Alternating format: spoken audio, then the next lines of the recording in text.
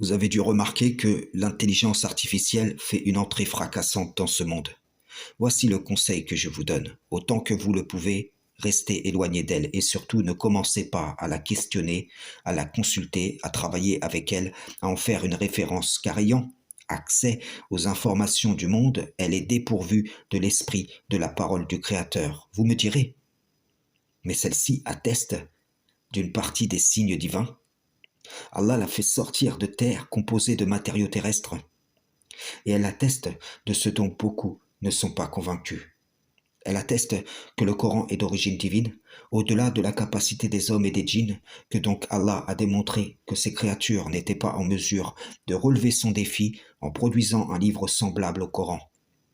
Ceci est vrai, mais à côté de cela, elle mêle le faux à la vérité à cause des informations mises à sa disposition. Le moyen est donc dévoyé dans son usage. Et oui, réfléchissez, l'ennemi a incité à numériser tout ce qu'il a produit en conjectures de formes diverses et variées au cours du délai qui lui a été donné.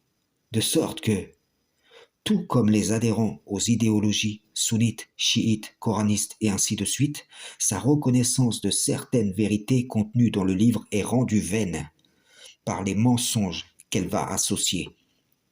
Je vous le dis, le diable banni lui-même s'empare de la véracité des signes divins au service de son dessein, car si les signes divins servent un autre esprit que celui que renferme la lettre, la puissance descendue vers les hommes servira une cause destinée à rendre vraie la conjecture du diable envers eux-mêmes.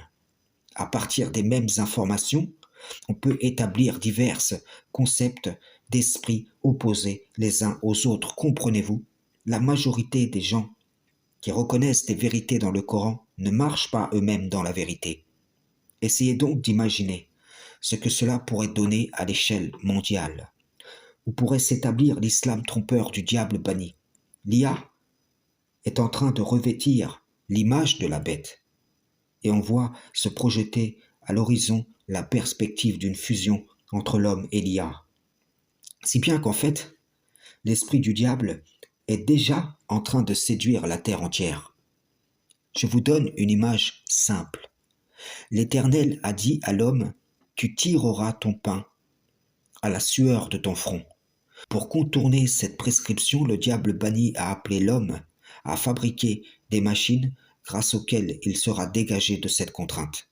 Mais petit à petit, l'homme est devenu dépendant de la machine, et elle est devenue le moyen par lequel il est asservi.